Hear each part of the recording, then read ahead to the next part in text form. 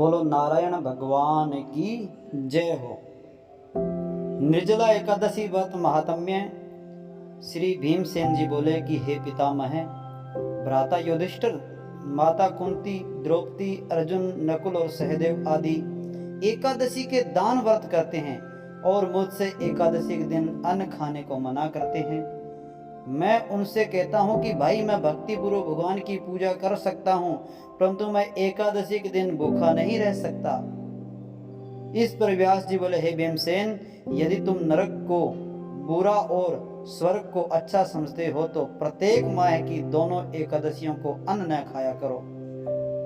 इस पर भीमसेन बोला, हे पितामह, मैं आपसे प्रथम कह चुका हूं कि मैं एक दिन एक समय भी भोजन किए बिना नहीं रह सकता, और फिर मेरे लिए पूरे दिन का उपवास करना कठिन है।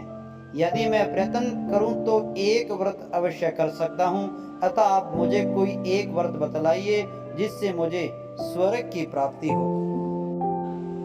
श्री व्यास जी बोले, हे वायुपुत्र, बड़े बड़े ऋषि और महर्षियों ने बहुत से शास्त्र आदि बनाए हैं कि मनुष्य को दोनों पक्षों की एकादशियों का व्रत करना चाहिए, इससे उन्हें क्या स्वर्ग की प्राप्ति होती है। श्री व्यास जी के वचनों को सुनकर भीमसेन नरक में जाने के कारण अत्यंत भयभीत हुए और लता के समान यानी वृक्षों के समान कांपने लगे, और वह बोले, हे पितामह, अब मैं क्या करूं, क्योंकि मुझसे व्रत तो हो नहीं सकता, और अतः आप मुझे कोई एक ही व्रत बतलाइए जिससे मेरी मुक्ति हो जाए। इस पर व्यास जी बोले, हे भीमसेन, कृष्ण और मिथुन संक्रांति के मध्य में ज्येष्ठ माह की शुक्ल पक्ष एकादशी होती है, उसका निर्जला व्रत करना चाहिए, यानी उस दिन हमें जल नहीं पीना चाहिए। इस एकादशी के व्रत में स्नान और आचमन में जल वर्जित नहीं है, यानी अगर आप पूजा पाठ कर रहे हो उसमें आप आचमन कर रहे हो तो वह आप कर सकते हैं। आचमन में 3 मास से जल से अधिक जल नहीं लेना चाहिए। इस आचमन से शरीर की शुद्धि होती है। आचमन में 7 मास से अधिक जल मद्यपान के समान होता है।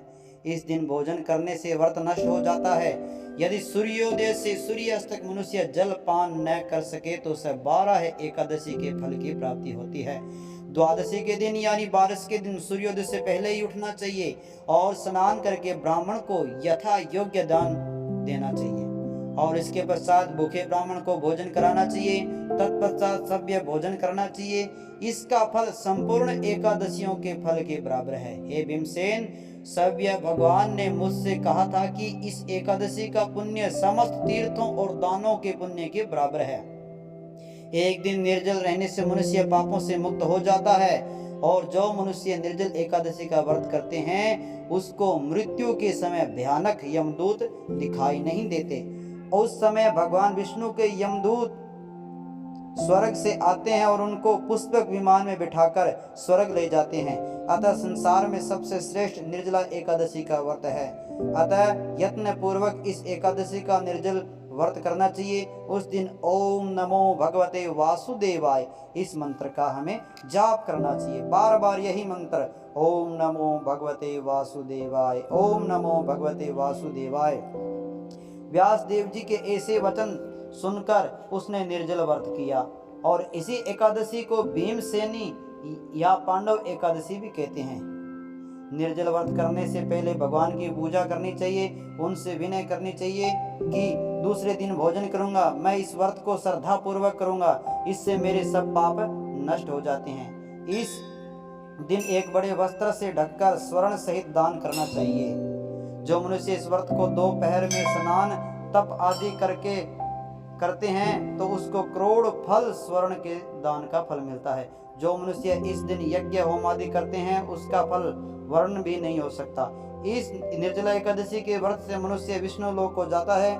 जो मनुष्य इस दिन अन्न खाते हैं उन्हें चंडाल समझना चाहिए, वे अंत में नरक में जाते हैं। ब्रह्म हत्यारे, मद्यपान करने वाले, चोरी करने वाले, गुरु से द्वेष करने वाले, असत्य बोलने वाले इस व्रत को करने से स्वर्ग को जाते हैं। हे कुंती पुत्र, जो पुरुष या स्त्री इस व्रत को श्रद्धा पूर्वक करते हैं उनका निम्नलिखित कर्तव्य है। उन्हें सर्वप्रथम विष्णु भगवान की पूजा करनी चाहिए, तत्पश्चात गौ का दान करना चाहिए। उस दिन ब्राह्मण को दक्षिणा, मिष्टान आदि देना चाहिए। निर्जला के दिन अन्न, वस्त्र, छत्र, उपान आदि का दान करना चाहिए। जो मनुष्य इस कथा को प्रेम पूर्वक सुनते हैं या पढ़ते हैं या सुनाते हैं, उनको स्वर्ग की प्राप्ति होती है। बोलो नारायण भगवान की जय हो।